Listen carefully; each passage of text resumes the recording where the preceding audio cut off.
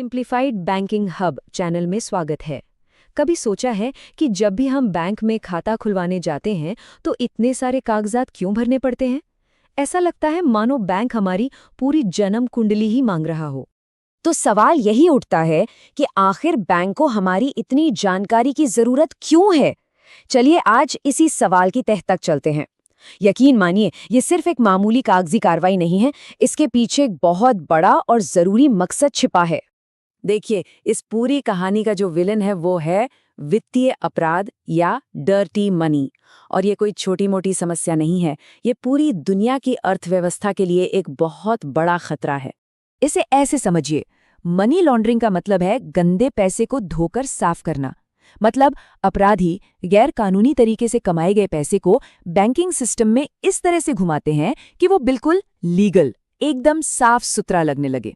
तो असल में ये सभी नियम कानून जो बनाए गए हैं वो पूरे फाइनेंशियल सिस्टम के लिए एक सुरक्षा कवच की तरह है। इनका मकसद ये पक्का करना है कि कोई भी अपराधी, चाहे जानबूझकर या अनजाने में, बैंकिंग सिस्टम का गलत इस्तेमाल ना कर पाए। तो फिर इस वित्तीय अपराध से लड़ने वाले हमारे हीरो कौन हैं? ये हैं केवाईसी और एएमएल जैसी पॉलिसीज। इन्हें खास तौर पर इसी समस्या से निपटने के लिए ही डिजाइन किया गया है। केवाईसी और एएमएल, ये दोनों नाम अक्सर साथ में लिए जाते हैं। देखिए, एएमएल यानी एंटी मनी लॉन्ड्रिंग एक बहुत बड़ा दायरा है जिसमें सारे नियम कानून आते हैं, और केवाईसी यानी अपने ग्राहक को जाने, उसी बड़े दायरे का सबसे पहला और सबसे जरूरी हिस्सा है। आप कह सकते हैं कि केवाईसी के बिना एएमएल की पूरी इमारत खड़ी ही नहीं हो सकती। केवाईसी का मकसद बिल्कुल साफ है। पहला, कोई भी गुमनाम या नकली नाम से खाता न खोल पाए। दूसरा, बैंक अपने ग्राहकों और उनके पैसों के लेन देन को बेहतर तरीके से समझ सकें। इससे धोखाधड़ी और पहचान की चोरी जैसे खतरों को रोकने में सीधी मदद मिलती है। तो सवाल ये है कि बैंक ये सब करते कैसे हैं? असल में पूरी केवाईसी पॉलिसी 4 मजबूत पिलर्स यानी स्तंभों पर टिकी हुई है। ये चारों स्तंभ एक के बाद एक काम करते हैं। सबसे पहले बैंक तय करता है कि किसे ग्राहक बनाना है। फिर उस ग्राहक से जुड़े रिस्क यानी जोखिम को समझा जाता है। इसके बाद उसकी पहचान की पुष्टि की जाती है और आखिर में खाता खुलने के बाद उसके सभी लेन देन पर लगातार नजर रखी जाती है। ये एक पूरी चेन है जो सिस्टम को सेफ रखती है। इन चारों में से जोखिम प्रबंधन या रिस्क मैनेजमेंट बड़ा दिलचस्प है।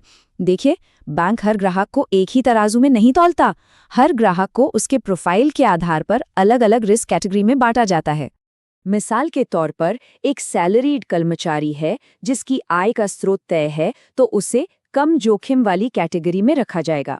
दूसरी तरफ एनजीओज या ट्रस्ट हैं जिन्हें कई जगहों से डोनेशन मिलता है, तो उनके पैसों के स्रोत को समझना थोड़ा मुश्किल हो सकता है, इसलिए वे मध्यम या उच्च जोखिम में आते हैं। और जो पॉलिटिकली एक्सपोज्ड पर्सन्स यानी पीईपीज होते हैं, उन्हें हमेशा हाई रिस्क कैटेगरी में ही रखा जाता है ताकि उनके पद का कोई गलत इस्तेमाल न हो। अच्छा, अब जब सब कुछ डिजिटल हो रहा है तो केवाईसी भला कैसे पीछे रह सकता है? टेक्नोलॉजी ने इस पूरी प्रक्रिया को न सिर्फ आसान बल्कि पहले से कहीं ज्यादा तेज और सुरक्षित बना दिया है।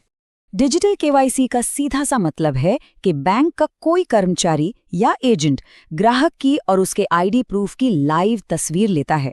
ये पक्का करता है कि जो इंसान सामने है वो असली है और डॉक्यूमेंट्स भी उसी के हैं। लेकिन अब टेक्नोलॉजी इससे भी एक कदम आगे है, जिसे कहते हैं वीसीआईपी यानी वीडियो केवाईसी। डिजिटल केवाईसी में फिर भी किसी को फिजिकली मौजूद रहना पड़ता है, लेकिन वीसीआईपी से तो कोई भी इंसान दुनिया के किसी भी कोने से बस एक वीडियो कॉल के जरिए अपनी केवाईसी पूरी कर सकता है। और ये कोई मामूली वीडियो कॉल नहीं होती, ये पूरी तरह से सिक्योर और एन्क्रिप्टेड होती है। इसमें ग्राहक की लाइव लोकेशन यानी जियो टैगिंग होती है, पैन कार्ड का लाइव वेरिफिकेशन होता है, और ये पक्का करने के लिए कि कोई रिकॉर्डिंग नहीं चला रहा, बैंक अधिकारी कुछ सवाल भी पूछते हैं। इस पूरी बातचीत को रिकॉर्ड करके सुरक्षित रखा जाता है। तो इन सभी प्रक्रियाओं का, इन सारे नियमों का असली मकसद क्या है? इसका एक ही जवाब है, संदिग्ध गतिविधियों को पहचानना, जिन्हें बैंकिंग की दुनिया में रेड फ्लैग्स कहा जाता है। ये रेड फ्लैग्स असल में बैंकों के लिए एक तरह के वार्निंग सिग्नल होते हैं। जब भी कोई रेड फ्लैग नजर आता है तो बैंक उस खाते या लेन देन की और भी गहराई से जांच करता है। चलिए इसके कुछ उदाहरण देखते हैं। पहला रेड फ्लैग, मान लीजिए किसी कंपनी का ओनरशिप स्ट्रक्चर बहुत ज्यादा कॉम्प्लेक्स है, मतलब ये समझना ही मुश्किल है कि कंपनी का असली मालिक कौन है। तो ये एक चेतावनी हो सकती है कि कुछ छिपाने की कोशिश हो रही है। दूसरा रेड फ्लैग, जब कोई ग्राहक जरूरी जानकारी या डॉक्यूमेंट्स देने में आनाकानी करे या मना कर दे। यह हमेशा शक पैदा करता है, क्योंकि एक सच्चे ग्राहक के पास छिपाने के लिए कुछ नहीं होता। और तीसरा, जब किसी खाते में अचानक किसी अनजान व्यक्ति या कंपनी से पैसा आ जाए और उसका कोई सीधा सा कारण भी ना हो, इसे भी एक गंभीर रेड फ्लैग माना जाता है। और यहाँ सबसे जरूरी बात यह है कि केवाईसी बस खाता खोलते समय किया जाने वाला कोई वन टाइम काम नहीं है। ये एक लगातार चलने वाली प्रक्रिया है। बैंक हमेशा खातों पर नजर रखते हैं ताकि ये पक्का हो सके कि सब कुछ सही चल रहा है।